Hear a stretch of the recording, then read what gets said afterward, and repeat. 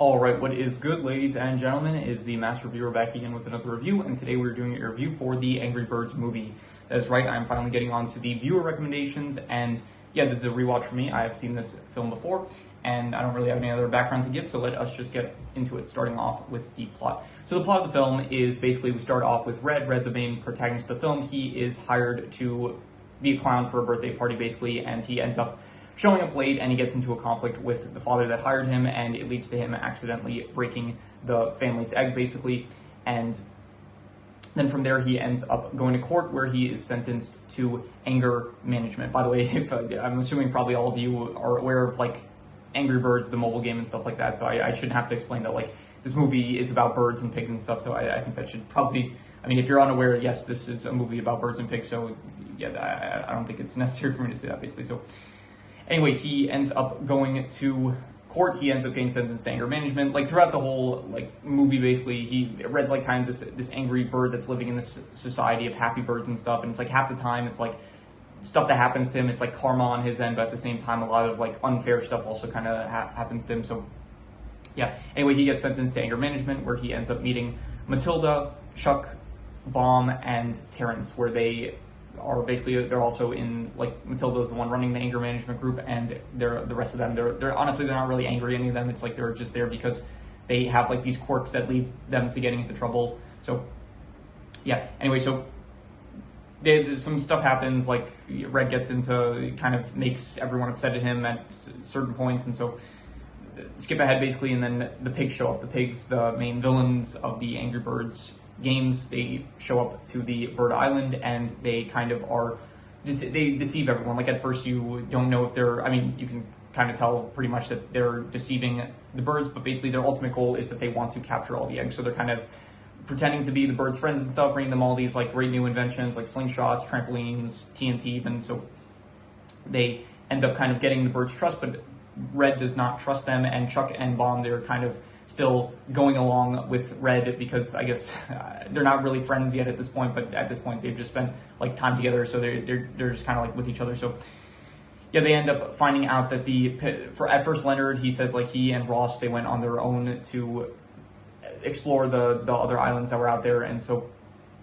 but then Red finds out that there are other pigs on the ship, and then he like reveals this, and then Leonard makes up some. Leonard, I forgot to mention, he's like the leader of the pigs. So yeah, Leonard, he basically says that he was like worried that the new islands might be like dangerous or something. So, and is like the rest of the pigs are like very simple folk, and they're not, and like he was worried that they might get hurt or something like that. So anyway, so yeah, the rest of this, and now a bunch of other pigs are now also on the island, and then more pigs end up showing up, and then Red's like, hey, is this not suspicious? It's like they're more of that, you guys are explorers, but more you guys are coming here, and it's like, well, if you're gonna stay here, why not just say so and stuff. And so Red is like very much concerned that like these pigs pose a threat, and so he ends up going with Chuck and Baum to Mighty Eagle's mountain, where he ends up meeting Mighty Eagle in order to help them stop the pigs from causing trouble, I guess. And so they make it there, and then they find out Mighty Eagle, he's kind of like a poser. He is definitely not as the legend make him out to be, because he ends up just kind of like telling them about his past glories and stuff, and like he sings songs with them about himself, and he's not really helping them in any way. And so Red realizes that he needs to, it's like kind of weird. It's like Mighty Eagle by the end of the movie says like, oh, I had to make you guys lose faith in me so that you guys would gain faith like in yourselves and stuff. And it's like, part of me is that even the like Chuck Baum and like Red, they say like, oh, I don't think that's how it really went down. But then when you're watching it like in time, like when Red, Chuck, and Baum, when they end up leaving Mighty Eagle's mountain, it's like you see Mighty Eagle looking back at them smiling. So it's like, I am kind of wondering if like that actually was the case of like what he was trying to do. So anyway, so they like basically realized they have to take this into their own hands. And while they were on the mountain, by the way, they did see that the pigs, they were like up to no good. They were starting to, I think at this point they saw that they were stealing the eggs, I'm pretty sure. So anyway, they skip ahead, basically the pigs are now stealing the eggs from Bird Island, and all the birds are at this party that the pigs threw in order to distract them. And so Baum, Chuck, and Red, they try to stop the pigs. They fail to do so. The pigs escape with all the eggs. Everyone's now sad. It's like they're at their lowest point and stuff. And so at this point, Red is like, okay, we're not going to give up. And so Red kind of becomes the leader of the birds, and then they build a raft. They go to Piggy Island, and then from there it is basically the final confrontation, where they use the slingshot that the pigs gave them in order to defeat the pigs and basically save the eggs. Basically, it's very much like a one-to-one kind of, not one-to-one at all, but really it's very much homage to like the mobile games of like the actual. This is like where we get into the game section of like where they actually, the birds start launching themselves to destroy the pigs like structures and stuff. And so yeah, I gotta say, the last movie that I did a review for was the Super Mario Bros. Movie. That was, I think I mentioned in my review for that, that was like probably one of the worst adaptations of a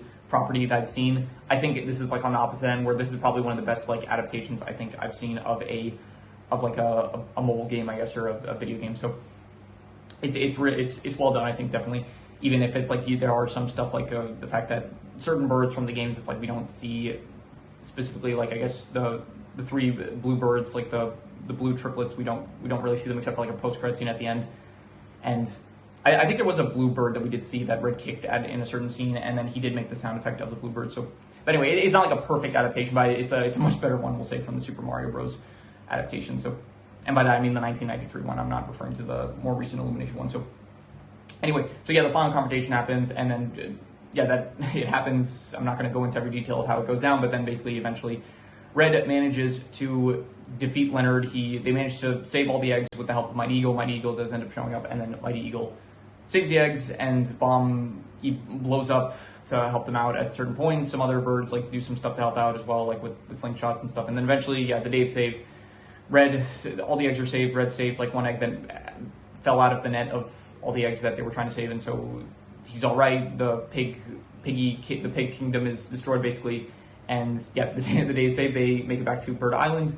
A statue is built to commemorate Mighty Eagle's achievements, even though Red did most of the work. So yeah, and that is where the movie. I mean, then everyone liked to thank Red. They kind of build him a house in the middle of town, and then yeah, Red, he plays a joke on Chuck and Bomb, saying like pretending like he doesn't really want to see them still, but then he tells them it was a joke, and then that's basically where the movie ends, where everyone is, yeah, that's how it ends. So overall, the plot, I would say like 8. I'll give it a 4 to 5. I thought it was a good plot. I liked it. I thought that it was definitely enjoyable the entire way through, and yeah, I mean, I usually just give 3 out of 5s, but I would say it was a bit better than All Right plot. I think it was pretty well done, and so I'll give the plot a 4 to 5.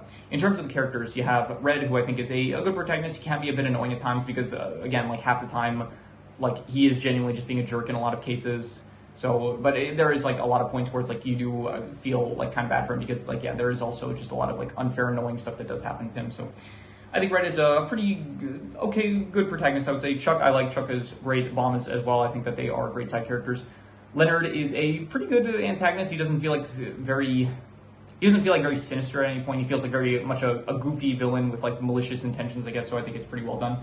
You have, let's see here, pretty much everyone else is kind of like a side character. I think Mighty Eagle, he has good scenes. Matilda, she's pretty good for the scenes that she's in as well. I don't know, the judge, pretty much at this point, it's just a bunch of side characters. Terrence is fine. So overall, I'd give the characters, like I would go a 7 out of 10. I'll say that they were pretty good characters, I would say. In terms of the settings, I did like Bird Island. It is pretty nice, pretty unique, I would say. Piggy Island as well. It doesn't look as good because Bird Island just feels a lot more exotic, I would say. But Piggy Island, is, especially in like the final confrontation, I think it was pretty good with like the actual, like them replicating kind of the mobile game where the birds would shoot the birds would throw themselves with the slingshot at the pig structures. So I think it was good. And yeah, overall, the settings I would probably give like I'll go like a 7.5, I would say. I think it was very good settings.